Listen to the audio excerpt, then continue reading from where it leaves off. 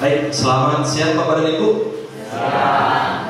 Terima kasih atas kedatangannya dan partisipasinya hari ini.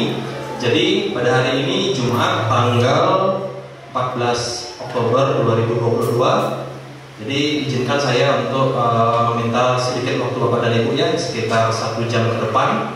Jadi ini dalam rangka kegiatan yang pertama, diseminasi materi dari PMM yaitu budaya positif.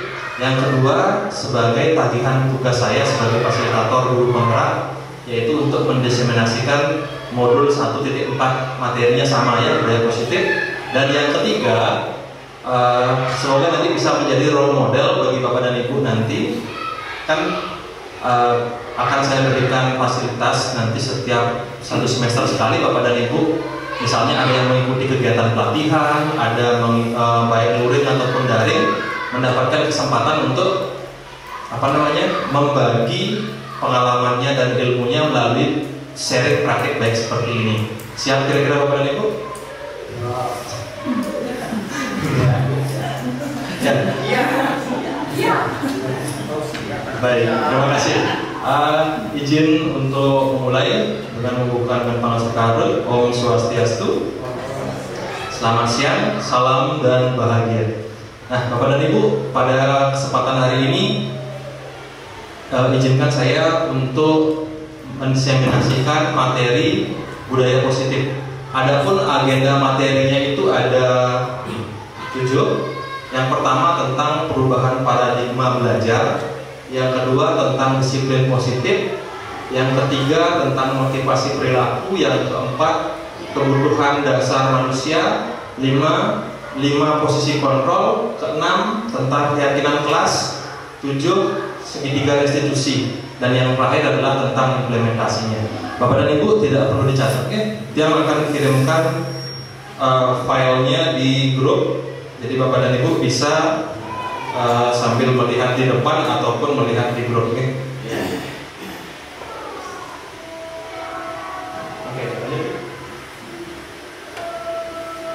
Oke, tunggu sebentar ya, saya proses.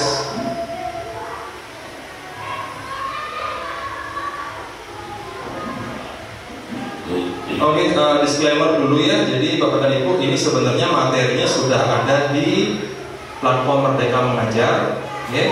Itu sudah lengkap semuanya, video-videonya lengkap. Saya di sini hanya memaparkan esensinya. Jadi nanti harapannya Bapak dan Ibu ketika mengetahui, oh ini loh materi di budaya positif, lalu ada ketertarikan untuk mengakses lebih lanjut materinya di PMM gitu ya.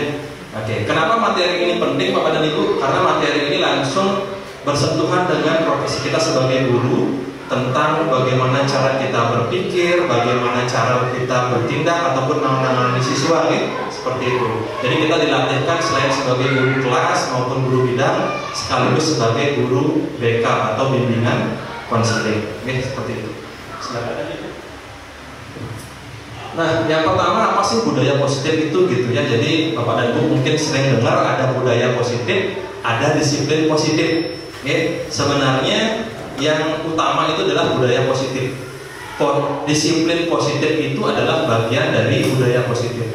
Kalau budaya positif itu adalah keseluruhan dari nilai-nilai, dari keyakinan-keyakinan serta kebiasaan-kebiasaan yang ada di sekolah yang berpihak pada murid, yang tujuannya untuk mengembangkan kepribadian yang kritis, mandiri, tanggung jawab dan penuh rasa hormat. Jadi harapannya itu menghasilkan sekolah mampu menanamkan pendidikan karakter yang baik pada murid tanpa dipaksa, tanpa adanya banyak istilahnya reward atau penghargaan ataupun punishment atau hukuman gitu ya. Lebih ke murid itu disiplin dengan cara sadar dari dirinya sendiri. Bagaimana cara mencapai itu kita akan lanjutkan nanti. Nah, yang pertama itu Bapak dan Ibu kita akan membahas dulu terkait dengan perubahan paradigma. Oke, selama ini banyak yang kita pikir sudah benar gitu ya, kita sebagai guru yang kita lakukan di sekolah kok udah benar, tapi kok kayaknya hasilnya kurang maksimal, atau saya saya mikir tindakan saya ini benar, tapi kok outputnya muridnya jadi tidak sesuai dengan kita inginkan gitu. Karena kita seperti ini Bapak dan Ibu kurang literasi, kurang referensi. Jadi ketika Bapak dan Ibu mungkin pernah ada di posisi saya gitu ya, menganggap saya sudah baik, saya sudah benar. Ternyata semakin banyak saya belajar, mengikuti pelatihan, baca buku, ikut kegiatan-kegiatan, lanjut kuliah, semakin banyak saya tahu bahwa selama ini saya banyak salah atau keliru gitu kan. Nah, itu makanya kita disebut guru sebagai pembelajar sepanjang hayat. Maka teruslah tetaplah belajar dan ambil ilmu yang baru gitu kan. Nah, di sini yang pertama, di sekolah kita memiliki sebuah ilusi bahwa kita sebagai guru itu punya kontrol terhadap murid. Jadi kita bisa mengkondisikan murid seperti apa yang kita inginkan. Itu yang kita pikir, sebagian besar guru pikir selama ini kan. Kenyataannya tidak seperti itu gitu. Kemudian yang kedua, kita berpikir bahwa dengan memberikan penguatan yang positif itu akan selalu hasilnya baik gitu. Ya. Nyatanya tidak seperti itu.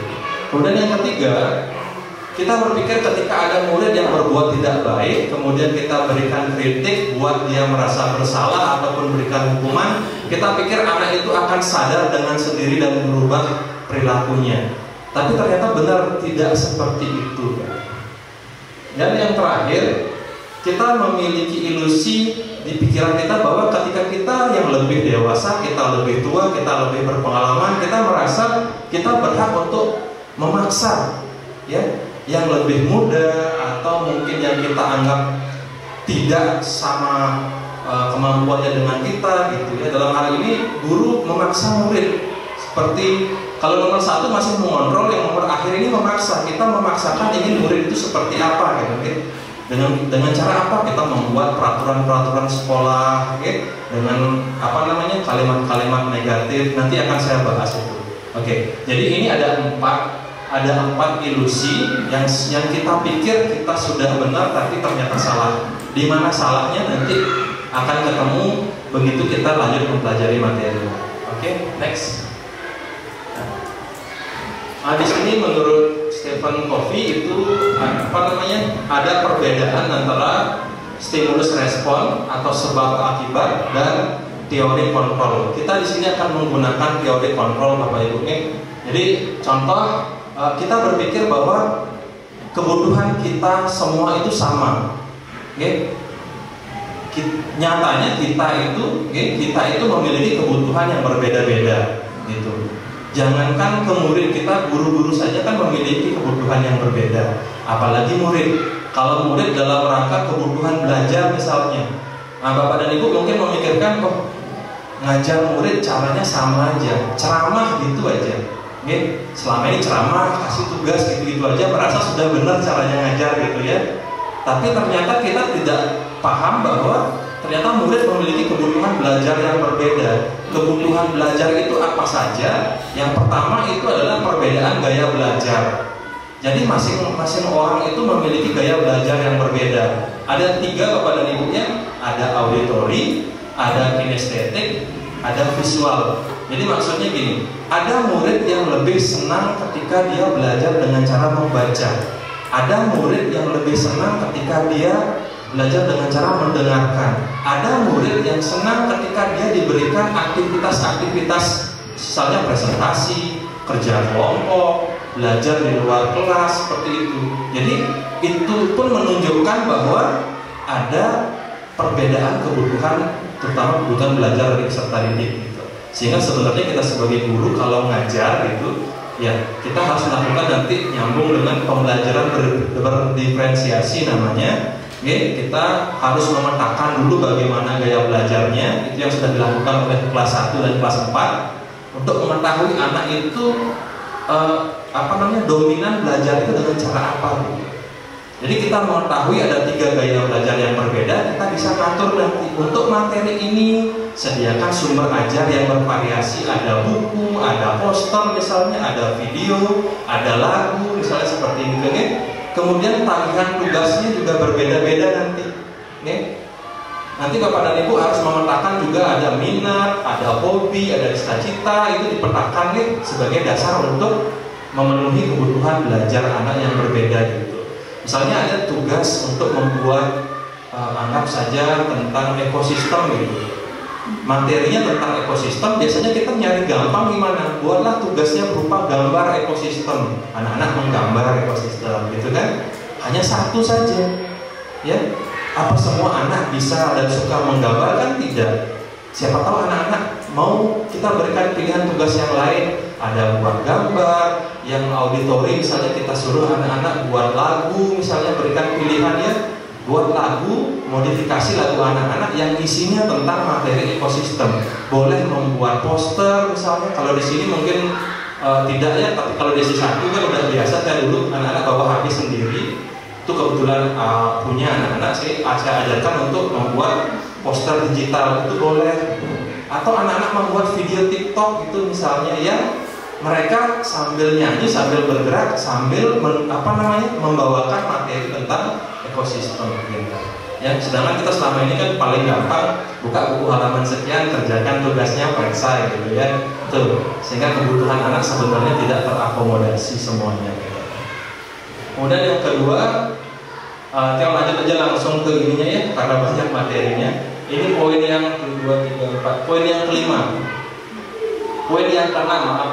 Kita berpikir, nyambung dengan yang tadi, kita berpikir bahwa kita bisa mengontrol orang lain. Contoh, tiang kepala sekolah mungkin. Kalau saya berpikir saya bisa mengontrol Bapak dan Ibu, kira-kira di sekolah bakal seperti apa jadinya? Bapak dan Ibu merasa dipaksa nggak jadinya? Saya inginnya misalnya nih PMM, semua guru harus selesai. Sudah saya berikan waktu 1 bulan dan semua guru harus presentasi. Saya ngontrol Bapak dan Ibu, saya kan kepala sekolah, saya pengennya guru-guru di sekolah saya update ilmunya, kekinian, persiapan kurikulum 2013. Tujuannya benar tidak? Benar kan? Caranya benar tidak? Salah kan? Kalau seperti itu Bapak dan Ibu merasa tersiksa nggak? Terzolimi nggak? Iya kan? Jadi saya nggak bisa mengontrol Bapak dan Ibu. Yang bisa saya lakukan hanya memotivasi gitu. Bapak Ibu lah yang memiliki kontrol atas diri sendiri. Ya, pindah ke melah, mode melah, buka PMM-nya. Ya. Bapak ingat Bapak yang orang bukan PMM buka. Ya, barang 1-2 video, medsur.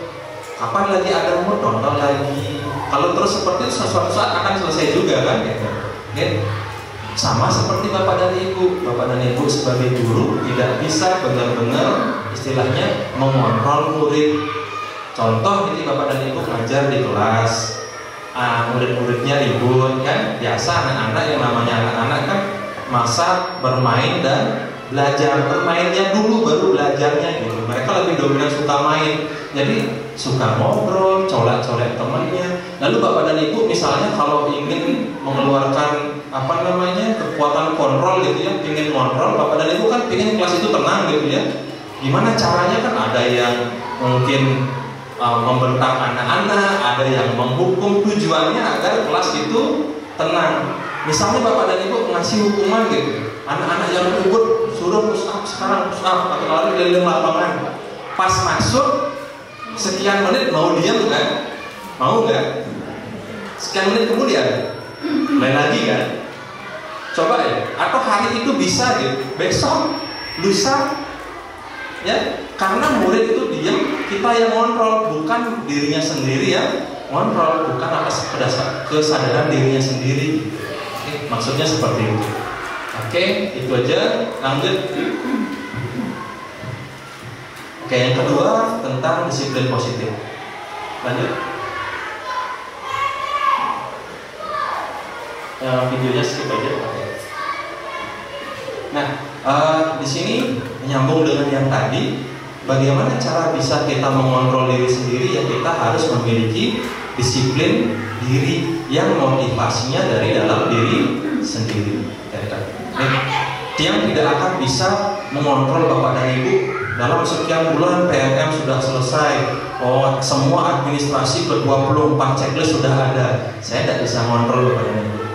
Yang ada saya nantinya memaksa jadinya gitu. ngontrol tapi maksa, jadinya bapak dan ibu tidak nyaman gitu. Saya yang gagal dalam memanajemen sekolah, manajemen guru-guru di sana gitu. Bapak dan ibu juga sama dalam pembelajaran di kelas.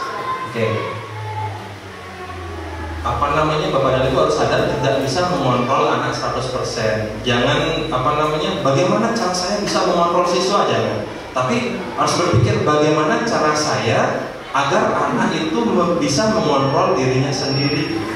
Caranya bagaimana nanti akan ada tentang keyakinan kelas. Oke, lanjut nih. Nah, ini materi di guru penggerak sebenarnya Bapak dan Ibu ya. Jadi tentang nilai-nilai kebajikan itu yang untuk mencapai disiplin positif itu ada 6 ya, ada 6. Cuman saya akan langsung fokus pada satu saja, yaitu ke profil belajar Pancasila. Bapak dan Ibu sudah sering dengar nih di kurikulum Merdeka digolkan P5-nya project penguatan profil belajar Pancasila. Oke, next. Jadi kenapa di kurikulum Merdeka itu digolkan P5-nya itu, atau P3 bolehnya kita ambil P3 dulu. Karena P3 ini itu adalah salah satu jalan untuk menumbuhkan dan menguatkan disiplin pada anak, ya, Bapak dan Ibu. Jadi tadi kan bagaimana cara kita mengontrol murid, saya tidak bisa.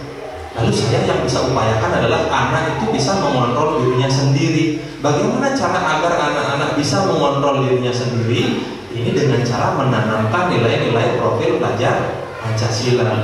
Di sana sudah ada ya, ada berkebinekaan global, gotong royong, kreatif, nalar kritis, mandiri, beriman dan bertakwa kepada Tuhan Yang Maha Esa.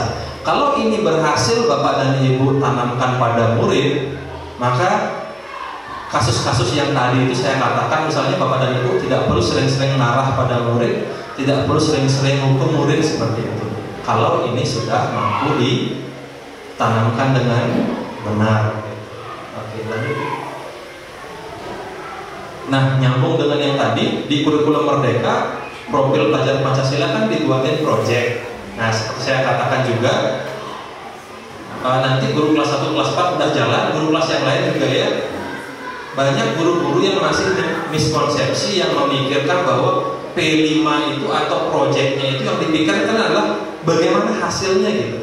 Ya, misalnya proyek pemilahan sampah, saya ingin nanti tujuannya biar sampah di sekolah itu mampu dipilah dengan baik. Itu sebenarnya tujuannya. Bukannya buat proyek greenhouse, tujuannya misalnya pang tanamannya tumbuh, pangidang panen, bukan itu tujuannya. Jadi dalam membuat proyek kita kan ada yang namanya dimensi, elemen, gitu. Kita harus lihat dulu. Kalau kayak proyeknya UKD itu kan tujuannya yaitu manfaat hidup berkelanjutan gitu ya. Jadi kita maksudnya adalah bagaimana agar anak-anak itu ya mampu hidup berkelanjutan dengan cara kita berikan kegiatan-kegiatan seperti itu. Kan nanti kegiatannya nanam bibit, merawat bibitnya. Kalau bibitnya tumbuh, bagaimana nanti lanjutnya dipilah ke wadah yang lebih besar. Kalau bibitnya mati, apa yang dilakukan? Kan diulang lagi, dipupuk, dipelihara seperti itu. Dan harapannya nanti ketika anak-anak sudah terbiasa akan bisa dilakukan di rumahnya masing-masing seperti itu. Jadi berkelanjutan ya, bukan hanya tumbuh panen ya udah suut gitu berhasil, bukan gitu. Kemudian nanti dalam proses proyek itu anak-anak ada proyeknya ya, ada tugasnya. Misalnya mereka membuat catatan. Sekarang nanam, 1 minggu kemudian ada laporannya, tumbuh tidak? Kalau tumbuh berapa senti dia tumbuhnya, diukur itu. Oh kalau kangkung 1 minggu tumbuhnya sekian senti, kalau bayam sekian. Minggu depannya diukur lagi sampai waktunya panen. Anak-anak pasti tahu nanti, oh ternyata kangkung butuh waktu sekian minggu untuk panen. Kalau bayam sekian minggu untuk panen, kan berbeda waktunya gitu. Jadi nanti kemudian anak-anak juga ada membuat laporan, ada membuat produknya, misalnya membuat poster, membuat puisi tentang tanaman, itu dilanjutkan kan, bukan hanya sekedar panen selesai bukan. Nah kita buru-buru karena waktu terbatas. Oke, kemudian yang ketiga tentang motivasi perilaku. Stop Ustaz. Nah, Bapak dan Ibu kan ingin bertanya dulu.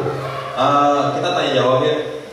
Kalau misalnya Bapak dan Ibu mengendarai sepeda motor, ya, anggap dia keluar bawa sepeda motor gitu, pakai helm nggak? Oke. Nah, coba yang pakai helm kira-kira bisa nggak menyebutkan apa alasan Bapak Ibu pakai helm? Biar tidak masuk angin. Palanya por angin gitu ya. Agar tidak masuk angin. Masuk akal. Ya, kalau badan agak tekan, jidat kan bisa dilatih ya. Jidat masuk. Ada lagi Bapak dan Ibu? Ada lagi? Menghindari panas. Hah? Menghindari panas agar kepala nggak kepanasan atau badan nggak oke. Ada lagi? Berarti? Oh, berarti kadang kalau di helm mikirnya ulung gitu ya. Misalnya lepas ulung kan selamat kepalanya gitu ya. Ada lagi? Misalnya ke kota deh gitu. Kota kalau Bapak Ibu kota pakai helm. Oh, faktor stopnya polisi ini gitu ya. Oke. Jadi ada yang pakai helm demi keselamatan, ada yang pakai helm biar tidak kena tilang gitu kan. Oke, next. Nah, Bapak dan Ibu, jadi berdasarkan ini Dr. William Glasser itu mengatakan pada teori kontrol bahwa setiap tindakan kita pasti memiliki tujuan. Kayak tadi Bapak dan Ibu kalau berkendara pakai helm, tujuannya ternyata beda-beda. Biar nggak masuk angin, biar nggak kepanasan, biar nggak parah kalau lepet gitu jalur, ada tidak ditilang polisi. Oke, next. Oke. Jadi sebenarnya Bapak dan Ibu untuk teori motivasi itu ada 3 level ya. Level pertama yang paling rendah itu adalah menghindari rasa sakit atau hukuman. Tadi yang jawab kalau yang keluar pakai helm dengan tujuan biar tidak tilang polisi. Benar tidak? Benar. Tapi motivasinya hanya berada pada level 1. Ya, faktor hukuman, faktor tilang polisi itu level 1 dia paling rendah, motivasi yang paling rendah. Kalau Bapak dan Ibu berpikir saya pakai helm faktor masuk angin gitu ya, atau apa namanya? Tadi apa tadi? Panas. Masih sama kan? Masih juga pada level 1. Itu paling dasar banget deh, paling dasar banget gitu. Bener nggak? Bener, tapi levelnya hanya level. Nah,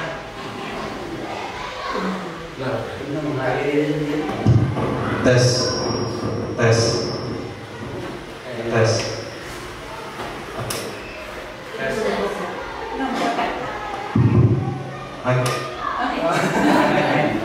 Baterainya kayaknya ada perbicaraan?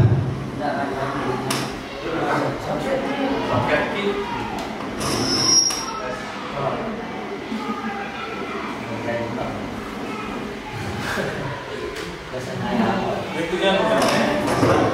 Usah. Yang kedua, yang jawab ya. Untuk mendapatkan penghargaan apa-apa jangan kamu sini juga. Kalau Bapak Ibu mikirnya pakai helm, mungkin berpikir saya guru. Kan saya pernah mikir gitu, saya guru. Kalau saya keluar nggak pakai helm, dilihat sama murid saya, gitu kan? Jadi takutnya ada murid saya lihat gitu, jadi saya dibilang gurunya tidak bisa memberi contoh dengan baik gitu kan? Itu berarti saya sudah satu tingkat lebih tinggi. Artinya apa namanya? Motivasi untuk mendapatkan penghargaan dari orang lain, orang guru yang lain, ya. Misalnya keluar, gurunya pakai helm, gitu. Apa namanya? Kita tujuannya untuk mendapatkan penghargaan dari orang lain atau apresiasi, gitu ya, biar dikatain tertib lalu lintas, biar dikatain disiplin, seperti itu. Nah, yang harapannya itu adalah yang ketiga, motivasi internal, yaitu dengan rangka tujuannya menghargai diri sendiri. Lalu apa perbedaannya dengan yang tadi, yang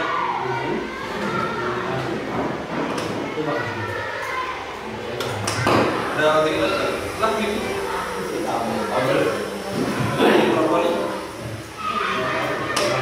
awalnya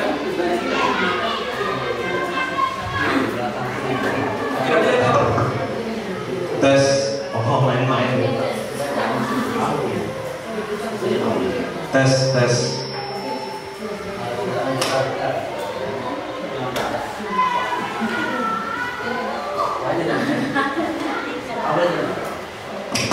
Jeda.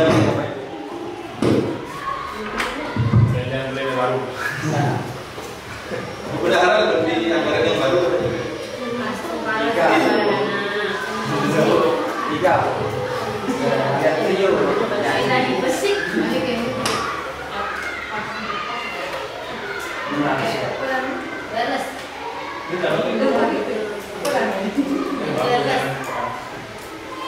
Oke, tunggu Bapak Ibu.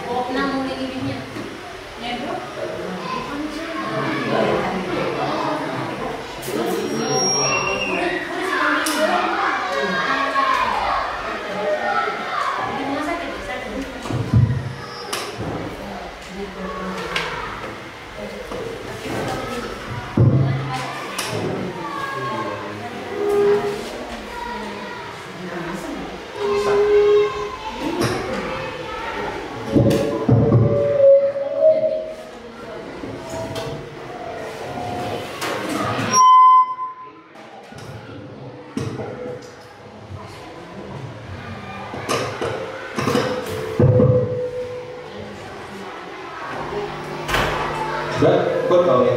Baik, Bapak Ibu bersambung sedikit.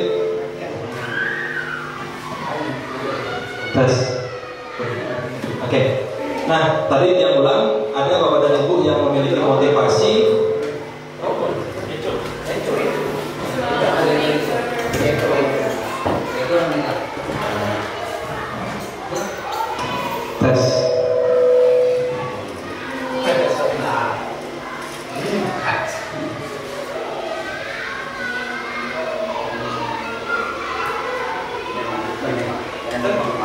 Tes. Tes. Coba tadi timur Pak. Tes.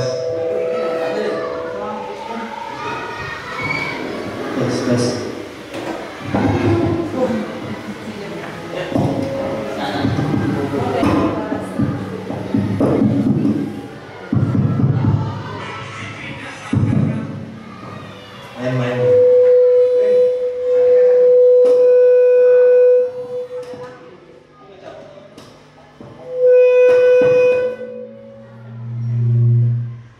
Tes. Oke. Oke, izin lagi Bapak dan Ibu. Jadi yang pertama tadi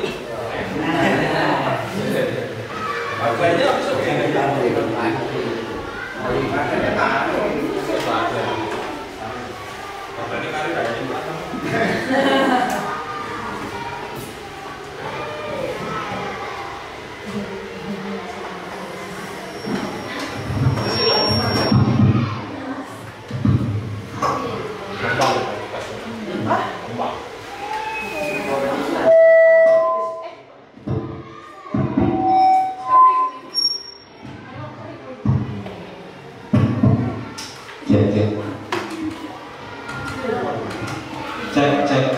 Oh.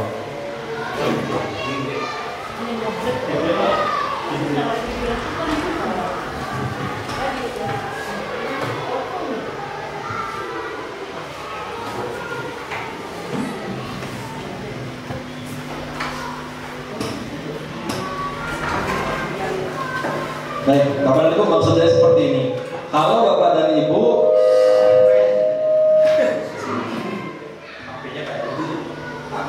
HP ini kayak rekam suara sendiri. Oke, kalau Bapak dan Ibu memakai helm, murni hanya berpikir misalnya pangkat tilang polisi, pangkat masuk angin, seperti itu. Jadi motivasinya ya, itu benar, boleh aja, tapi dari segi motivasi baru berada pada level 1. Tidak salah, gitu, tidak salah. Kalau Bapak Ibu berpikir biar terlihat sebagai guru, sebagai apa? Karena Bapak Ibu guru biar terlihat guru yang disiplin gitu baru pada level 2. Lalu yang bagaimana yang level 3? Yang level 3 Bapak dan Ibu,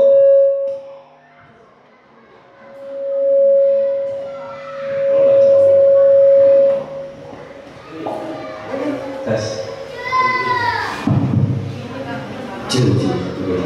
Perbaiki Pak ya. Harus Pak ya.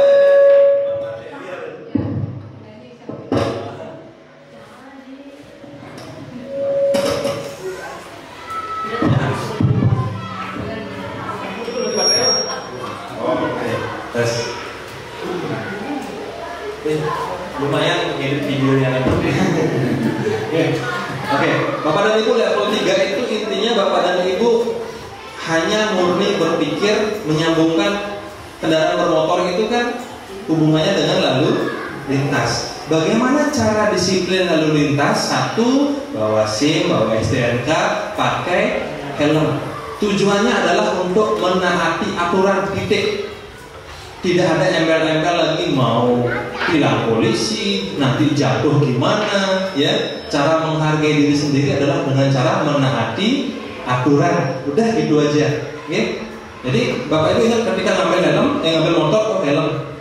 Karena kalau tidak pakai helm saya tidak menaati aturan. Cek dompet, STNK ada, SIM ada, duit ada, kan? Nggak pakai embel-embel yang lain gitu, simple gitu. Nah, jadi kalau bawa ke bidang pekerjaan gimana? Nah, kalau saya di kota biasanya kan gitu, ada guru ataupun kepala sekolah yang tengah pintu pun di sekolah. Baik tidak Bapak dan Ibu? Baik. Sekarang kita lihat motivasinya dulu. Motivasinya dia sebenarnya apa? Gitu? Apakah dia datang pagi? Motivasinya yang pengawasi semangat melindang karena di kota kan? Karena Pak Kades yang semangat ke itu ya. Nah, kepala sekolahnya datang ke zaman meniki. Berarti motivasinya hanya pada level 1. Kalau dia berpikir saya harus datang pagi, kepala sekolah harus menjadi teladan, pengenah kepala sekolah ini rajin gitu ya. Pak Kades ya ada kepupinnya kepala sekolah semangatnya sampai di rapat K3S kepala sekolah ini baru disiplin. Artinya baru level 2. Kalau yang level 3 dia udah nggak mikir gitu-gitu lagi. Saya kepala sekolah, saya bertugas di sekolah, masuk muridnya jam 7, saya sebelumnya harus sudah datang di sana. Oke. Hubungannya dengan kedinasan gitu aja. Saya kerja sebagai kepala sekolah ya datangnya pagi gitu. Nggak ada lagi embel-embel mau nanti ada orang ngomong gini, ngomong gitu, nanti dapat penghargaan ini, penghargaan itu tidak. Murni pure pikirannya gitu dari diri sendiri, nggak ada embel-embel yang lain gitu maksudnya gitu. Kemudian nanti hubungannya ke murid gimana? Murid juga sama. Seperti kemarin saya bahas kan tentang kebersihan. Kita kan masih murid paling banter kalau di sini itu levelnya 1. Ya, Pak kepala sekolah atau guru ini morain, ada miss duduk depan kelas masing-masing bersihkan. Murid kalau masih berpikir, ada miss, kita Bapak kalau sekolahnya lewat, yang gurunya lewat, yang hukum ragu pikir bakal sing bersih kan? Bener, boleh, tapi baru level 1. Kalau murid berpikir, pangenah ragu piket hari Senin ini paling rajin, orang di paling hari Senin mau bersih mau kejam, boleh, level 2. Tapi ketika dia bisa berpikir sekolah adalah rumah kedua saya, amun akun tepuk, ten bersihin, tidak ada mikir embel-embel yang lain, tidak mikir lagi itu wilayah kelas ini. Sekarang saya tidak pikir bukan tugas saya. Nah kalau udah anak bisa mikir seperti itu, yang baik ya, tidak ego sektoral seperti itu sudah pada level 3. Jadi mungkin kita pertama dengan cara yang gitu. Dengan cara misalnya menetapkan aturan, ada hukuman, tapi harapannya nanti melalui pembiasaan siswa terbiasa tanpa harus disuruh. Tapi prosesnya menuju itu ya harus kita yang sebagai pengontrol gitu.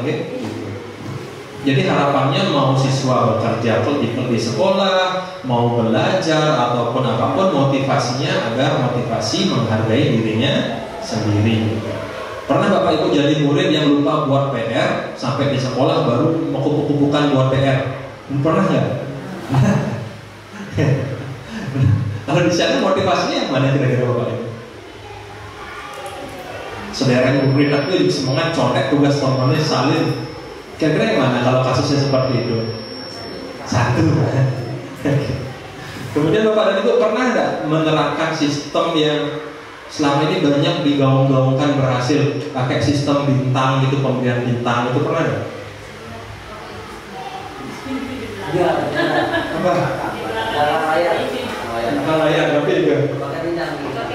Nah, oke. Ini nanti akan dibahas juga ya. Pemberian bintang ini sebenarnya bentuk pemberian penghargaan. Oke, efektif tidak? Efektif dalam jangka waktu pendek. Jadi murid motivasinya itu berperilaku baik untuk mendapatkan bintang. Tapi ketika suatu saat murid tidak berhasil mendapatkan bintang, ada rasa kekecewaan nggak? Biasanya bisa datang pagi, mana bintang dulu gitu, bintang dulu. Besoknya dia mungkin karena faktor apa datangnya agak siangan, dia nggak dapat bintang. Pasti ada rasa kekecewaan. Gitu. Itu berarti motivasinya belum 100% baik. Jadi pemberian penghargaan itu sebenarnya untuk menanamkan level 2. Boleh, tapi jangan itu terus-menerus dilakukan. Karena bisa continue nggak? Kelas 4 sekarang nanti kelas 5 ngasih bintang, kelas 6 nggak ngasih bintang gurunya, itu udah fatal Bapak dan Ibu. Karena di kelas 5 anak-anak terbiasa melakukan sesuatu untuk mendapatkan bintang. Di kelas 6 kok gurunya nggak ada ngasih bintang, maka motivasi yang dia miliki dulu di kelas 5 itu akan hilang. Ujang sih semangat, malah bintang sih, dokter tengahi masih sih malah bintang gitu ya, nggak dikurangi bintangnya, nggak ada penghargaannya gitu. Apalagi di SMP nggak diterusin, sama. Ya, SD anggap 1-6 dikasih bintang plus penghargaan. Anak-anak akan melakukan sesuatu berbuat baik berdasarkan motivasi nomor 2. Di SMP tidak diteruskan, motivasi itu akan hilang. Beda jenjang fatal, ya. Beda jenjang di satu SD gitu, satu gini fatal. Apalagi sampai ke jenjang yang lebih tinggi SMP, SMA tidak diteruskan, hilang. Maka kita tidak diharapkan untuk terus melatih motivasi yang nomor 2, ya.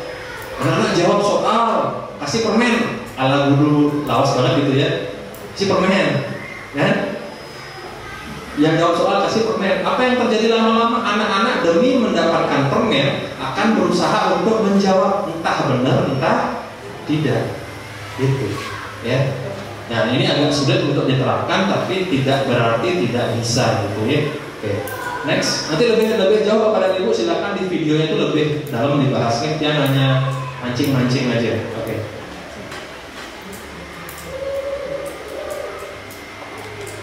Nah selain motivasi ya, jadi perilaku seseorang juga didasarkan atas kebutuhan dasar. Jadi kita harus pahami ini. Next, contoh Bapak dan Ibu ada kasus di kelas Bapak dan Ibu ada anak gitu ya, cowok nih jahil gitu ya. Ini pada ilustrasi pada gambar anak cowok yang narik tas temennya gitu, ntar dipakai mainan, dilempar-lempar seperti itu ya. Kalau misalnya di kelas Bapak dan Ibu ada murid laki-laki seperti itu, yang Bapak Ibu lakukan apa biasanya? Kasih teguran, kasih hukuman. Pernah nggak anak-anak ditanya? Pernah pasti kan? Ujang kayak orang casting kali kan gitu kan? Tapi hanya sebatas itu saja kan? Hanya kita ingin tahu alasannya. Kalau anak-anak dalam keadaan, kita nanyanya dalam keadaan marah gitu, anak-anak mau bilang yang sebenarnya nggak? Pasti seringkali anak melimpahkan kesalahannya pada orang lain. Iya memaluin Pak, gitu kan? Nah yang jahilnya maluan Pak, gitu kan? Ya. yang jarang kita lakukan adalah kita menggali lebih dalam untuk tahu kebutuhan dasar mana sih anak-anak yang tidak terpenuhi gitu. Lanjut di. Oke, jadi kebutuhan dasar itu saya percepatnya. Jadi gini, jika ada seseorang berperilaku buruk atau tidak baik gitu ya, sebenarnya itu adalah sebuah respon dari kebutuhan dasar yang tidak terpenuhi gitu. Ya. Contoh kebutuhan dasar itu ada 5. Yang pertama ada kebutuhan bertahan hidup. Itu tentang kesehatan, merasa aman, tentang reproduksi gitu ya. Contoh gini, jika di sekolah anak-anak kelas 5 udah puber ya, udah mens ya, yang cowok yang cewek ya. Udah. Oh belum, dosis 1 jam kelas 4 men. Dosis 1 kelas 4 men. Kelas 4 ya, anggap anak-anak yang mulai akil balik, mulai remaja itu sebenarnya dengan jam 12 ya. Oh, udah cepat sekali jam, baru masih banyak.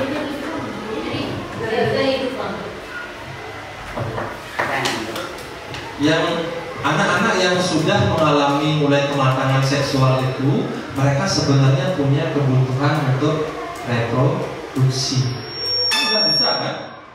Makanya kan banyak kasus anak SD kelas 6 hamil, SMP hamil gitu kan. Nah, kalau anak-anak misalnya ada nih anak-anak yang udah dari silet biasa nonton film porno gitu kan, yang cowok-cowok terutama nih, bahaya nggak Bapak? Mereka tidak mendapatkan pendidikan seksual gitu ya. Ada mereka keinginan secara psikologis itu kok ingin nurutin yang ditayangkan di video gitu. Anak-anak nanti apa yang terjadi di kelas ya? Ada kasus pelecehan seksual yang cowok ngebing-ngebingan rok kan? Gitu, bercanda-canda dengan tujuan apa sih cawat nih, kayak sih gini gitu ya. Kadang ada yang mohon maaf nih, ngeraba-ngeraba dari udara gitu kan. Ada nggak kasus seperti itu? Kalau di sisi satu ada ya, karena dia punya dalam genetiknya dia udah mengalami fase akil balik, tapi tidak mendapatkan pendidikan seks yang baik dan diperparah dengan tayangan-tayangan ya yang kurang baik seperti itu. Banyak lah. Makanya seri C1 ada tuh murid-murid yang memegang rok ya, wali kelasnya marahin dengan maksimal, hati 4 kupingnya katanya ya. Pada tahap udah nggak rungu, saya deketin gitu, saya ajak ngomong berdua, saya tanya-tanya kok gitu, kengken ini, saya gali-gali, tanya nonton film ini sih terinspirasi, ternyata benar itu penyebabnya. Nah gitu kan. Jadi ketika anak-anak merasa ada kebutuhan akan itu tidak terpenuhi, tidak tersalurkan, mereka akan melakukan sesuatu tindakan yang tidak baik untuk hal itu gitu ya. Misalnya kebutuhan selanjutnya kesenangan. Nah ini gampang Bapak Ibu, kesenangan. Anak kita semua itu punya kebutuhan dasar untuk merasa senang. Contoh kalau pembelajaran di kelas Bapak dan Ibu ya, kalau Bapak dan Ibu ngajarnya monoton, setiap materi mata pelajaran yang berbeda cara ngajarnya sama ya, entah IPA, IPS, ceramah terus, kasih ngerjain LKS terus. Anak-anak butuh kesenangan belajar yang seru dan menyenangkan, sedangkan kita tidak memfasilitasi.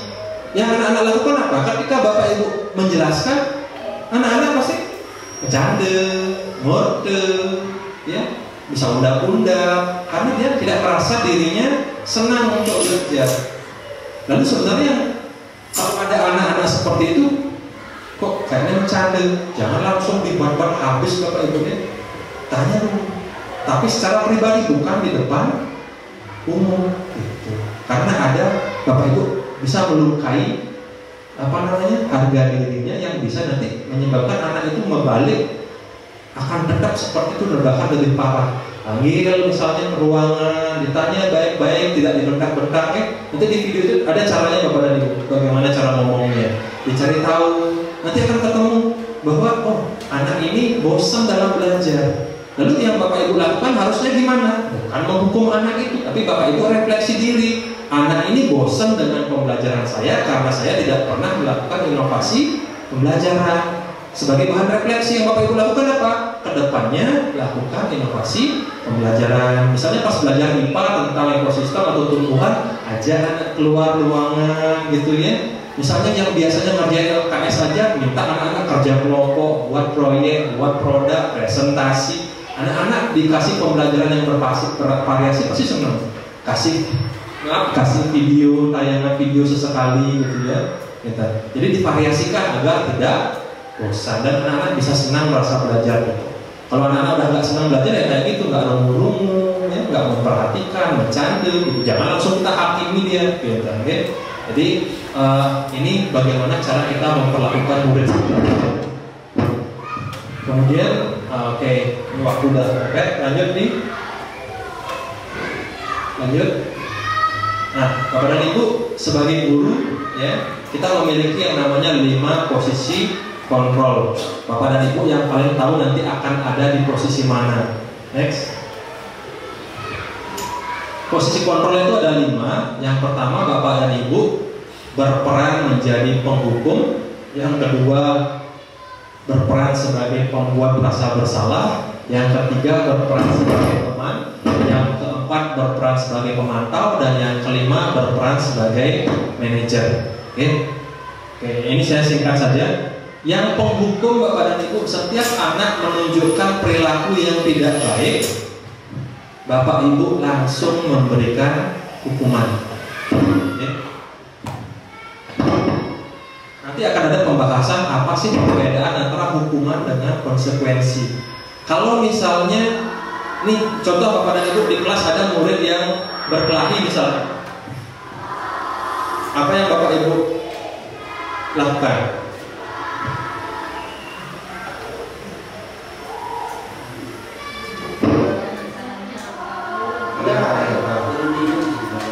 Gimana? Berikan hukuman nggak? Selama ini berikan hukuman nggak? Asal berikan salahnya. Mungkin bisa berikan contoh salah satu tindakan murid yang Bapak Ibu berikan hukuman kayak gimana contohnya? Murid ngapain lalu Bapak Ibu suruh ngapain?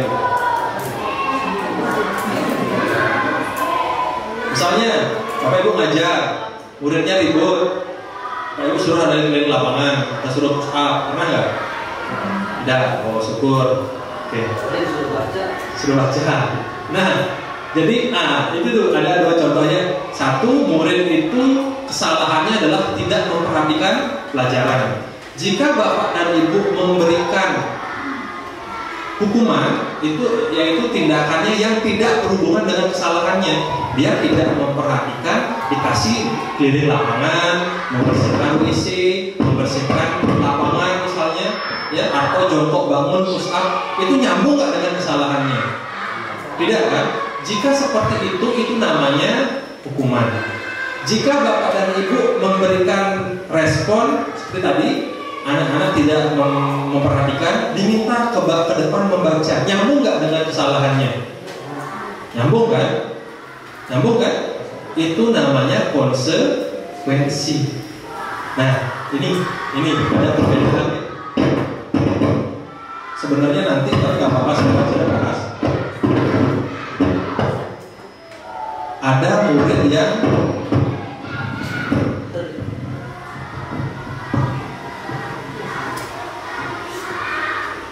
murid yang misalnya memecahkan pas sekolah gitu ya, mainan jatuh pasnya, dan kalau kita kasih hukuman yang tidak nyambung gitu ya, respon yang tidak nyambung, misalnya seperti tadi push up dari keliling lapangan, berarti dia hukuman. Kalau konsekuensi dia nyambung dengan kesalahannya, apa yang kita lakukan? Ya, bisa memperbaiki, kalau bisa diperbaiki atau diganti. Nah, gitu.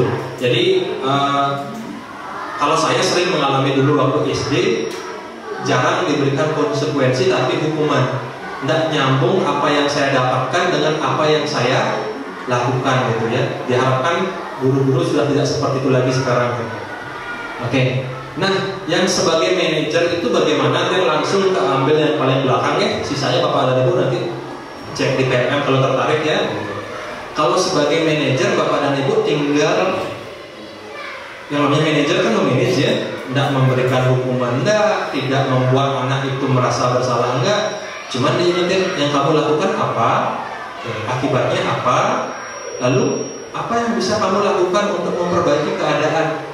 Ya, jadi kalau tadi kan yang konsekuensi kita yang nyuruh anak untuk perbaiki atau ganti kan. Kalau di manajer ini beda. Bapak dan Ibu diharapkan untuk menggali jawaban itu dari anak itu sendiri. Terus kayak anak jadi sekolahnya kelasnya tidak punya pas gimana? Oke, jadi jawaban dia mau memperbaiki atau mengganti itu diharapkan keluar dari anak-anak. Itu bedanya. Oke. Konsekuensi itu bagus, tapi nanti ada namanya restitusi ya, itu jauh lebih bagus lagi gitu. Harapannya nanti ini fungsi manajer kita menggali, jangan sampai buat anak itu takut, jangan sampai buat anak itu merasa bersalah, ya. Cuman agar dia memikirkan, oh ternyata seharusnya seperti ini, seharusnya saya tidak seperti ini. Kemudian ketika saya melakukan, harusnya saya seperti ini, keluar dari dalam dirinya. Gitu. Bapak Ibu pancing dengan omongan, ya. Ideal banget kayaknya untuk diomongin gitu. Tapi kalau dipraktekin susah. Murid 30 misalnya. Ini besi ini kita kan alur. Nah nggak tengel kan. Gitu. Tapi paling tidak Bapak Ibu tahu ilmunya nanti kan. Oke, next nih. Oke, next. Oh, ini nanti aja next. Nah, Bapak dan Ibu, kita tadi sudah membicarakan tentang teori kontrol ya, tentang teori motivasi. Kemudian ada apa lagi yang tadi itu tentang kontrol, motivasi, disiplin. Nah, sebenarnya untuk mewadahi itu semua, ya salah satu caranya adalah dengan cara membuat keyakinan kelas. Bapak dan Ibu sudah familiar ya mungkin dengan aturan kelas gitu ya. Ada aturan kelas, ada yang kesepakatan kelas. Ini terakhir ada keyakinan kelas. Apa sih bedanya gitu? Jadi berbeda itu pada konteks kalimatnya. Contoh, kalau misalnya peraturan kelas gimana sih bunyinya Bapak dan Ibu biasanya? Saya soalnya pernah buat peraturan kelas. Tidak boleh ribut, tidak boleh berkelahi, tidak pokoknya. Ya. Jangan mengganggu teman. Artinya kalimatnya itu konteksnya negatif. Ya, anak-anak dilarang dan dibatasi. Meskipun tujuannya benar. Okay. Kalau kalimatnya seperti itu adalah kalimat-kalimat dalam aturan kelas. Ya. Kalau kesepakatan kelas itu artinya apa yang bentar, saya lupa. Aturan kelas biasanya dibuat oleh guru. Guru nih, apa yang kena ngajak guru nih nulis. Gurunya nggak suka muridnya ribut, jangan ribut ketika gini. Ya, nanti aturan kelas disertai dengan hukuman ataupun konsekuensi gitu biasanya. Nah, kalau gurunya sudah belajar gitu ya bahwa aturan itu tidak efektif, guru belajar tentang membuat yang namanya kesepakatan kelas. Kesepakatan kelas itu membuat aturan tapi berdasarkan masukan dari murid. Aturan Bapak Ibu sendiri buat, kesepakatan berdasarkan kesepakatan. Kalian maunya gimana? Oke, kalian senangnya belajar di kelas itu kondisinya gimana? Nggak ribut Pak. Oke, berarti tidak boleh ribut. Apalagi Pak, saya tidak suka ada yang berkelahi di kelas. Oke, buat tulis tidak boleh berkelahi dan lain-lain. Itu kesepakatan dua belah pihak, guru dan siswa.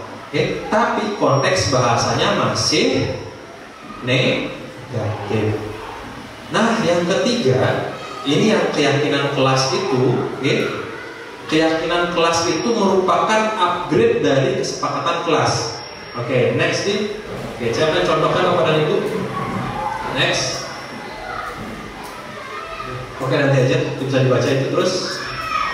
Nah ini, Bapak dan Ibu, ini contoh saya di SD 1 waktu kelas 5 dulu. Kemudian anak-anak bawa HP.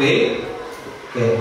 Jadi saya buatkan pertanyaan, situasi dan kondisi kelas seperti apa yang kalian inginkan selama 1 tahun ke depan. Jadi anak-anak nulis di sana Bapak dan Ibu pakai HP-nya. Ada anak yang nulis, saya ingin tidak ada yang membuli di kelas, saya ingin tidak ada yang mencontek, ya. Jadi kita kumpulkan dulu seperti ini, apa keinginan anak-anak.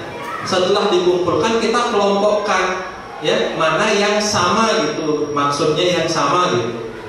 Nah, setelah ketemu, lalu kita ubah redaksinya menjadi kalimat yang positif.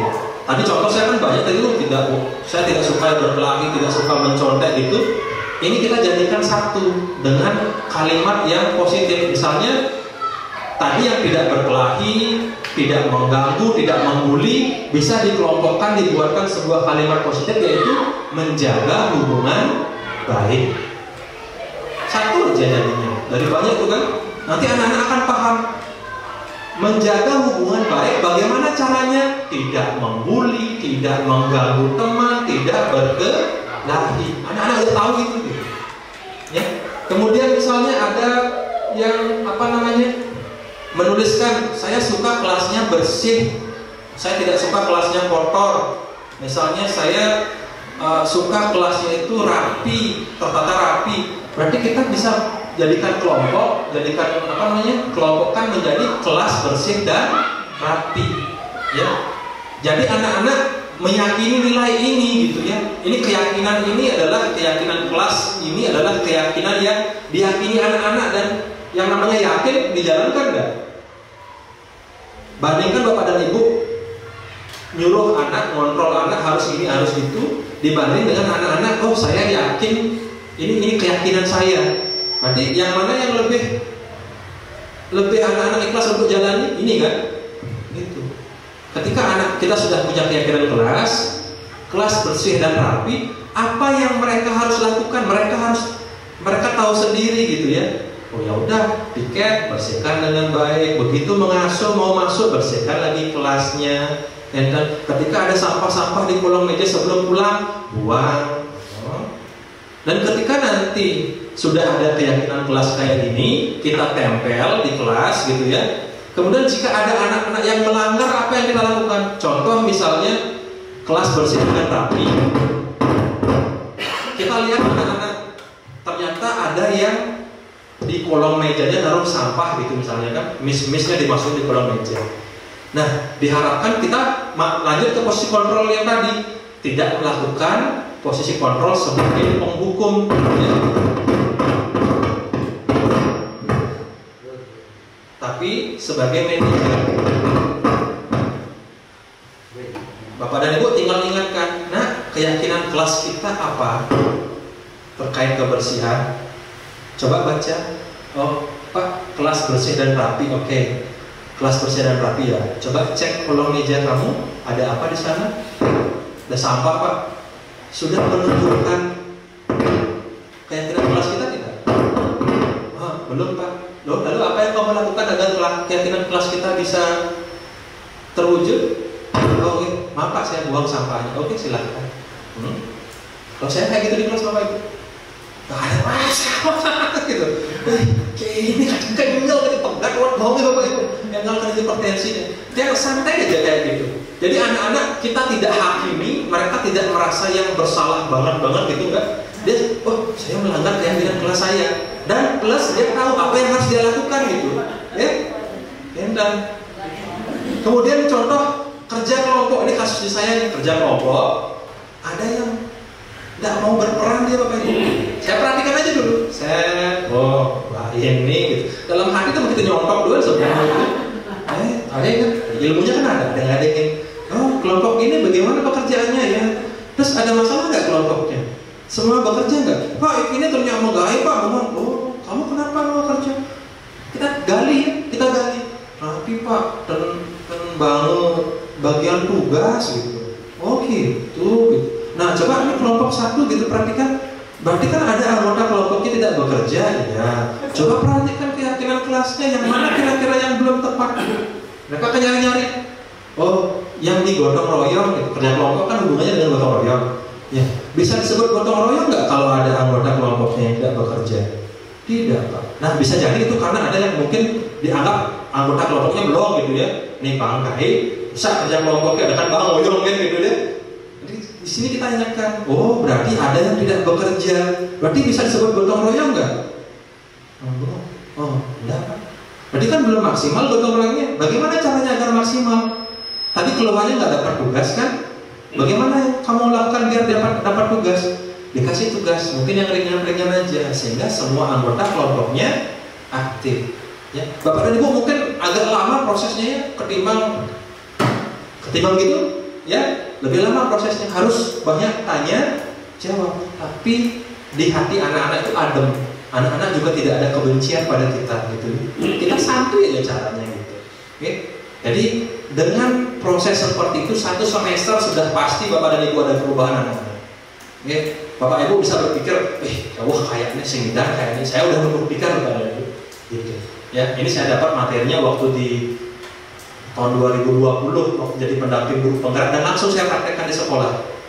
Dan benar berhasil. Cuman harus lebih sabar karena ada kerimutan itu gimana? Apa sih yang ada sarapan segede cuma segede-gede gitu dulu baterai dengan gitu ya. Baki dulu. Cuman dalam artinya pendam. Nanti ada ilmu yang namanya KSE, ya. Keterampilan sosial emosional. Tarik nafas sebelum tangan cepat bergerak, tarik nafas dulu sebelum gini ya, sebelum gini gitu. Ya, itu Bapak dan Ibu. Oke. Jadi enak nih keyakinan kelas, enak nih. Terus lanjut. Nah, ini puncaknya Bapak dan Ibu. Bapak dan Ibu bisa kalau sudah menguasai teori kontrol, mengetahui bahwa ada 3 teori motivasi, bahwa anak-anak memiliki kebutuhan yang berbeda, dan sudah bisa mencoba untuk membuat keyakinan kelas, maka ini skill yang paling paling tinggi. Istilahnya kalau ibarat game itu ultinya ini gitu. Nah, ada namanya segitiga restitusi. Next.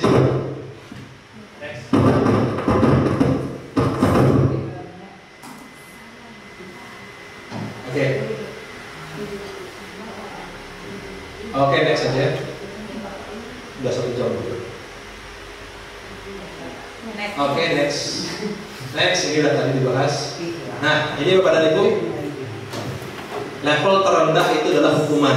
Hukuman itu adalah respon yang kita berikan pada murid yang tidak nyambung dengan kesalahan yang dia lakukan. Ya, bercanda, lari keliling lapangan, ya, push up, bersihkan WC, nggak nyambung dengan kesalahannya. Itu diharapkan tidak dilakukan lagi. Yang kedua, konsekuensi 1 level lebih tinggi.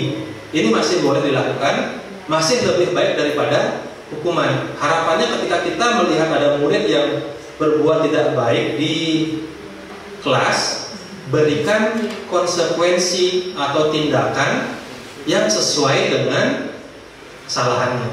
Ya, kalau tidak buat PR, anak-anak minta anak-anak untuk nanti tetap mengerjakan PR. Jangan dibiarkan anak itu tidak buat PR. Jangan dihukum lari keliling lapangan gitu ya. Kalau anak-anak bercanda, tanya dulu kenapa dia bercanda gitu ya. Jangan langsung memberikan hukuman. Kalau masalahnya adalah ternyata kebutuhan akan kesenangan belajar tidak terpenuhi, Bapak dan Ibu yang harus berubah. Ubah cara mengajarnya, hadirkan inovasi pembelajaran yang berbeda. Jadi tidak melulu ketika anak berbuat salah yang harus berubah itu anak-anak enggak. Bisa jadi Bapak dan Ibu yang harus berubah. Ya, kan? Makanya harus kuasai teorinya itu dulu biar tahu apa sih yang sebenarnya penyebabnya, gitu. Ya, sebelum memberikan hukuman ataupun konsekuensi. Nah, level yang lebih tinggi itu adalah restitusi. Restitusi itu seperti yang saya katakan tadi, ketika anak-anak ada berbuat tidak baik, ya, kita lakukan pendampingan secara personal. Bahasa di dunia itu coaching, bukan kucing, coaching. Jadi kayak layanan konseling, ya. Kenapa berbuat seperti itu? Kita cari tahu alasannya, terus hubungkan dengan keyakinan kelas, lalu nanti gali agar anak itu yang mengeluarkan solusinya sendiri, ya. Kalau dia mecahkan vas, gimana kejadiannya, apa penyebabnya, terus bagaimana, apa keyakinan kelas yang tadi misalnya gitu yang terganggu oleh perbuatan itu, dan apa perbuatan yang bisa dia lakukan untuk memperbaiki keadaan, tapi berasal dari dirinya sendiri. Bukan bapak yang nyuruh, bapak ibu yang nyuruh. Beli pas baru, alias ngelem, kaukin orang tua main-main. Gitu. Ya, makanya kita diharapkan di restitusi ini jauh lebih sabar gitu ya, bapak ibu. Oke, next. Oke, lanjut. Nah, bapak dan ibu, terkait dengan teknik bagaimana cara untuk melakukan restitusi pada murid, bapak dan ibu harus menguasai teknik yang namanya segitiga restitusi. Itu ada 3 tahap bapak dan ibu. Yang pertama menstabilkan identitas, yang kedua memvalidasi tindakan yang salah, yang ketiga menanyakan keyakinan. Ini bisa dilakukan ketika bapak dan ibu sudah memiliki keyakinan kelas. Kalau mau nyoba silahkan, tidak ada kata terlambat ya. Silahkan ajak anak-anak untuk membuat kesepakatan kelas, lalu jadikan keyakinan kelas. Bisa dah melakukan proses ini. Sehingga contoh anak melakukan perbuatan, ya, main-main misalnya itu sampai pecah kacanya, misalnya gitu, mainan apa sepatu kena kaca pecah. Oke, next nih. Oke, kita lakukan restitusi. Nah, di menstabilkan identitas itu gimana sih gitu? Next nih. Oke, ini ada beberapa bahasa-bahasa gitu ya. Kita ambil kasus anak yang memecahkan kaca jendela. Nah, cara kita yang pertama adalah menstabilkan identitas. Intinya kita jangan sampai membuat anak itu merasa bersalah dulu. Ya. Kita berikan penguatan dulu bahwa setiap orang itu wajar melakukan kesalahan gitu ya. Biar dia tenang dulu. Kalau anak-anak merasa terancam, merasa akan dihukum, pasti mereka berusaha untuk membela diri kan, nyari-nyari alasan lain, kan? Menyalahkan orang lain, pasti gitu. Tapi ketika kita mampu menstabilkan identitas, ya, anak itu merasa tenang dulu, oh, berarti sing kena agak boleh, gitu. Karena kita kan belajar dari kesalahan kan gitu. Oh, kita berikan dulu, tidak apa-apa kok. Wajar, bapak waktu kecil juga sama seperti kamu, pernah berbuat seperti kamu, gitu. Ya, jadi biar anak-anak merasa tenang dulu, tidak merasa bersalah dulu. Lalu lanjutkan ke yang nomor 2, validasi tindakan salah. Jadi kita ingin anak itu menyadari bahwa tindakannya salah. Nah, tadi kamu apa sih yang kamu lakukan? Gini-gini pak, mainan, terus sepatu lempar ke kaca pecah. Gitu. Terus menurut kamu tindakan kamu itu benar tidak? Enggak pak. Yang mana yang tidak benar menurut kamu? Yang mainan pak itu aja, yang sampai kacanya pecah. Oh ya, terus kalau kaca udah pecah bagaimana? Nanti nyambung berbahaya ya, pecahannya bisa kena orang lain dan lain-lain, kemana-mana dulu omongannya. Baru masuk ke menanyakan keyakinan. Nah, dengan tindakan kamu itu kira-kira keyakinan kelas kita yang mana yang istilahnya terganggu oleh tindakan kamu? Oh ya pak, setelah disiplin pak. Oh, berarti kamu nggak disiplin ya? Iya pak.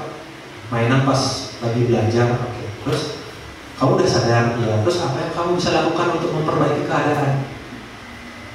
Oh, iya pak.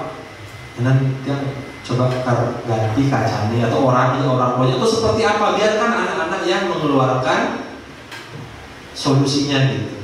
Ya, jangan dipaksa. Wah, begitu kan? Tidak kacanya enggak. Ya, enggak. Gitu. Jadi itu seni dalam melakukan segitiga restitusi. Itu asik bapak dan ibu. Saya sudah mencoba melakukan pada beberapa siswa dan enak sekali. Dan anak itu setelah kita lakukan segitiga restitusi, anak itu merasa dekat dengan kita. Gitu. Ya. Anak itu tidak takut berbuat salah. Bukan tidak takut berbuat salah, enggak. Tidak takut ketika nanti bisa jadi membuat kesalahan. Karena nanti dia akan belajar untuk memperbaiki kesalahannya dan tidak belajar mengulanginya lagi. Dibandingkan kita pecah kaca, hukum, jopok bangun, ganti, besok-besok akan lagi seperti itu. Ya. Ketika sudah punya keyakinan kelas, kita lakukan restitusi. Kasus saya jarang sampai ada anak yang mengulang kegiatan yang sama, perbuatan yang sama. Next. Nah, ini terakhir Bapak dan Ibu, landasan filosofinya itu. Kenapa kita harus melakukan restitusi gitu ya? dan wajib dari usia dini. Karena kalau anak sudah jenjang SMP, SMA, anak-anak sudah memiliki paradigmanya, pola berpikirnya sendiri, apalagi sudah dewasa Bapak dan Ibu. Kalau tiang melakukan restitusi kepada Bapak dan Ibu, dia yakin Bapak Ibu mental. Anak-anak itu masih pure, belum memiliki istilahnya keputusannya dia sendiri, belum kayak kita gitu belum. Ya. Paling mudah melakukan ini ketika anak di jenjang yang lebih rendah. Makanya diharapkan SD gitu ya. Karena pertama, kesalahan itu adalah hal yang normal. Dalam proses belajar, kesalahan itu wajar.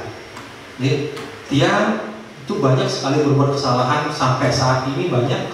Tapi saya belajar dari kesalahan itu dan belajar untuk tidak mengulanginya lagi. Harapannya anak-anak di sekolah juga sama gitu ya. Jadi setiap anak-anak salah, kita harus berpikir kan normal. Namanya anak kecil, kita juga pernah kecil dan bisa jadi lebih nakal gitu ya. Nah gitu. Dan kita bisa memperbaiki kesalahan.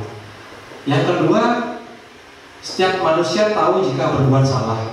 Anak-anak itu kalau berbuat salah, kalau kita paksa dengan emosi, dengan ancaman seperti yang saya katakan tadi, dia tahu dirinya salah, tapi akan mencari pembenaran. Sama seperti ibarat pepatah, ketika anjing sudah terpojok maka akan asal untuk menggigit gitu kan. Anak-anak juga sama, ketika merasa dia terancam, nggak bisa mengklaim, dia kan paling gampang nyarain temennya. Ini kemaluan Pak, anak ini ngeniang tiang. Padahal nanti tanya itu, ini kemaluan, nggak peragat-peragat. Karena kita dengan cara untuk menangani anak itu salah gitu ya. Karena kita buat anak itu merasa terancam. Dan incil-incil kalau hukuman apa nih, kayak caranya mengklaim, gitu aja yang dipikirin anak-anak gitu ya. Gitu. Meskipun dia tahu dirinya benarnya salah. Nah ini yang terkait nomor 3, semakin anak itu disalahkan, dikritik, apalagi sering disindirin gitu Bapak Ibu ya, berbuat salah sekali gitu, setahun di kelas itu disindirin. Ini dulu pernah gini, terus digituin, mungkin terus kesalahan yang sama. Sama seperti Bapak Ibu, kita di rumah tangga pernah berbuat salah kepada pasangan, udah minta maaf, udah janji memperbaiki diri, tapi disindirin terus. Makin ngulang nggak kesalahan itu? Makin kesepalan gitu, ya. Wih, ragu gue berubah, gue minta maaf, sindirinnya kesepalan gitu kan? Anak-anak juga sama seperti itu gitu. Iya. Terutama ibu-ibu yang ahli sejarah ini pasti ingat nggak kamu tanggal sekian bulan sekian kayak gini? Tidak. Kita coba bego tidak. Berlipat berkeluh kaki itu ingat tahu. Ya. Cewek-cewek itu tanggal jadian 3 bulanan 6 bulanan kita bidan ini terus kita sering gitu. Mohon maaf jangan ibu canda itu di sini. Tapi benar nggak ingat tentang kesalahan pasangannya? Lebih ingat ibu-ibunya ketimbang cowok-cowoknya gitu ya. Artinya apa? Ketika kita terus kritik, sindir, kita bisa jadi bebal Bapak Ibu, rambang, sepalan, gitu jadi. Anak-anak juga sama. Berbuat kesalahan sekali selesaikan ya udah, jangan pernah diungkit-ungkit lagi ya nanti. Oke, next di. Masih lama? Udah mau selesai. Bapak jadi tahu boleh? Haris, begini. Agak kuat. Udah mau selesai juga Haris. Oke. Ini masih nyambung dengan yang tadi. Lanjut di. Next di. Itu lagi. Nah, kesimpulannya nomor 6-nya, seseorang yang terbiasa mengalami restitusi, dia akan mengerti ya bahwa berbuat salah itu wajar ya, tapi pastinya tidak akan diulang, dan ketika dia menemui orang yang bersalah, dia juga akan bisa meneruskan melakukan restitusi. Contoh Bapak dan Ibu punya anak, Bapak dan Ibu yang misalnya dulu waktu kecil dididik keras oleh orang tuanya, punya anak Bapak Ibu sekarang, sering di alam bawah sadar kita juga meneruskan. Kalau saya sering kelepasan, gitu ya. Biasanya anak yang dididik keras, ketika dia punya anak, dia akan mendidik anaknya dengan keras. Ketika anak ini punya anak lagi, terus diwariskan. Nah, harapannya restitusi bisa seperti itu. Tadi kan yang diwariskan yang tidak baik ya. Nah sekarang yang baik, jika kita sebagai guru merestitusi anak-anak, harapannya ketika anak-anak nanti ketika dewasa ada menemui pasangannya, misalnya berbuat salah atau keluarganya, dia juga bisa melakukan proses restitusi. Ada kenyangnya caranya tidak waktu ada beli nyaman rasanya, kenyang kah, timpali kenyang kah pasangannya gitu kan? Itu harapannya gitu ya. Next.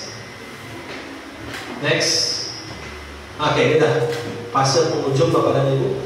Ibarat lagi aku udah dicuri-curi orang tolong keluarin lagi sedikit ya. Mohon sabar. Implementasi ini artinya gini. Ini contoh yang saya implementasikan di sekolah yang tadi sih sebenarnya ya, saya ambil slide-nya. Plus contoh keyakinan kelas yang bisa diterapkan di sekolah kita. Next di. Nah ini kan yang saya tampilkan dulu. Ini Bapak dan Ibu kalau mau coba di kelas boleh gitu ya, ajak anak-anak, nggak harus pakai teknologi kayak saya enggak. Saya tanya anak-anak, kamu pengen suasana belajar seperti apa? Tulis di papan Bapak Ibu, tulis inti-intinya, semua tulis. Next baru diolah, dicari mana yang berkaitan, dibuatkan keyakinan kelas. Next dengan bahasa yang positif, ya. Nanti bisa dibuatkan poster, tambahin animasi gambar boleh yang sesuai, tempel. Setiap anak-anak melakukan kesalahan, lakukan proses restitusi yang tadi. Lalu dengan membandingkan yang tadi kesepakatan kelas mana yang sudah kita ada di kelas yang kamu langgar atau yang terganggu oleh tindakan kamu. Oke. Kalau belum ada keyakinan kelas nggak bisa, susah kayak gitu nih. Oke, next nih. Nah ini contoh, cuman ini baru tadi saya buat sebenarnya, biar cepat aja. Contoh misalnya kita punya keyakinan kelas gotong royong. Dalam perbuatan atau tindakan apa yang bisa kita anak-anak lakukan gitu ya, gotong royong misalnya pembersihan kemarin ya, atau minimal di kelas piket, atau bekerja di halaman, atau kerja kelompok, itu nilai dari gotong royong. Gotong royong itu kan nilai dari karakter profil pelajar Pancasila.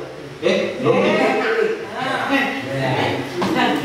Nah misalnya kita membuat keyakinan kelas, anak-anak maunya kelas itu aktif dan kreatif. Jangan cuma anak-anaknya saja Bapak Ibu tuntut aktif dan kreatif. Bapak dan Ibu harus bisa menghadirkan kegiatan pembelajaran yang aktif dan kreatif. Contoh misalnya, nah itu saya ambil ekoenzim misalnya gitu kan. Atau di kelas deh misalnya, Bapak Ibu pelajaran IPA tentang tumbuhan, ya aja anak-anaknya keluar yuk, amati tumbuhan, catat ciri-cirinya, nanti diskusikan dan presentasikan. Anak-anak pasti senang gitu ya. Atau kalau misalnya matematika, ketimbang Bapak dan Ibu nulis rumus saja, misalnya kubus dan balok, minta anak-anak untuk melakukan pengukuran, jangan hanya langsung rumus sisi kali sisi. Misalnya coba anak-anak di kelas ini temukan benda-benda yang berbentuk kubus dan balok. Oh lemari Pak, ini kotak pensil Pak, oke. Kemudian coba lakukan pengukuran, ukur yang itu gitu ya. Sebelum masuk di buku gitu. Biasanya kan kita langsung buka buku halaman sekian, ada gambarnya, itu lakukan hitung gitu kan, sehingga kurang bermakna, kurang menantang bagi anak-anak. Kemudian aktif kreatif lainnya di mana? Nah ini contohnya, ini baru di satu saya ambil. Misalnya ada materi iklan gitu kan, materi iklan. Kebetulan saya suka satu desain grafis, kedua videografi. Jadi saya ajarin anak-anak bagaimana cara membuat poster digital dengan menggunakan Canva. Saya hadirkan, anak-anak seneng. Terus saya ajarin anak-anak kan punya HP, saya ajarin bagaimana caranya membuat iklan produk dengan syuting produknya langsung gitu, ngedit videonya gimana. Kemudian ketika ada materi iklan berikutnya, tagihan tugasnya saya bebaskan. Anak-anak yang suka menggambar berdasarkan minatnya kan, yang suka gambar silakan buat gambar manual, iklannya boleh. Yang bawa HP suka buat desain grafis pakai Canva-nya boleh. Yang suka bermain-main gitu silahkan boleh dalam kelas atau luar ruangan buat produk video. Anak-anak memvideokan sendiri gitu. Acting mereka ya, kayak iklan-iklan TV kayak gitu. Jadi untuk satu materi ada 3 tagihan tugas yang berbeda tergantung dengan yang mana anak-anak inginkan. Menarik dah bagi anak-anak. Meskipun tidak bisa setiap hari kita seperti itu, paling tidak 1 minggu 1 kali lah gitu. Ada inovasi pembelajaran yang tidak melulu buku siswa, buku guru, itu maksud saya Bapak Ibu. Oke, itu aja next nih. Baik Bapak dan Ibu, sebenarnya itu harusnya materinya saya pelan-pelan nih, tapi kita keterbatasan waktu, biar tidak keburu jam lewat jamnya. Saya jam 2 ada pikir juga. Jadi mohon maaf saya menyampaikan hanya bayangan-bayangannya saja. Harapannya semoga Bapak Ibu penasaran gitu ya. Dan nanti di rumah, entah nanti besok, seminggu lagi, sebulan lagi, atau tahun depan gitu, mulai untuk akses video di PMM-nya. Ya. Nanti Bapak dan Ibu juga kita fasilitasi ya. Kalau mau buat aksi nyata, kan, ini kan bisa dipakai. Bapak Ibu tinggal screenshot aja di videonya itu mana yang penting-penting, buatkan PPT kayak gini, ya barang 10-15 menit Bapak Ibu presentasi, rekam atau difoto, upload di aksi nyata, dapat sertifikat. Ini saya udah nyamperin duluan loh, gitu. Nggak sulit Bapak Ibu ya, gitu. Kedalaman materinya juga nggak perlu yang harus gimana-gimana banget. Yang penting ada wadah untuk belajar mendiseminasikan sebuah materi. Oke, gampang Bapak Ibu ya. Jadi ketika Bapak Ibu PMM udah selesai, Pak, saya mau buat aksi nyatanya, nanti presentasi, buatlah slide-nya. Nanti kita cari waktu. Kalau untuk PMM 15 menit aja cukup, gitu ya. Atau 30 menit lah, gitu. Putar slide-nya, Bapak Ibu ngomong. Tapi saya maunya beneran ngomong ya, dengan slide foto gitu. Ceritanya ngisi mic ini. Mau, saya nggak mau. biar ada pembelajaran sedikit lah gitu, ya. Karena ini Bapak Ibu muda-muda di sini, siapa tahu nanti istilahnya kedepannya bisa jadi sumber kegiatan, minimal tingkat sekolah dulu, tingkat gugus, gitu kan bisa. Oke, baik Bapak dan Ibu, sekian kira-kira untuk diseminasi pada hari ini. Saya ucapkan terima kasih atas partisipasinya. Apabila ada kesalahan kata ataupun tindakan saya yang tidak berkenan di hati Bapak dan Ibu, agar tidak dimasukkan terlalu dalam gitu ya. Jangan dibiarkan menancap terlalu dalam, biar gampang ngeluarinnya. Oke, saya ucapkan terima kasih dan maaf yang sebesar-besarnya atas waktu yang saya minta. Saya tutup kegiatan untuk para Santi. Om Santi Santi Santi Om. Kita close bersama. Oke, sebentar buka foto bersama dulu.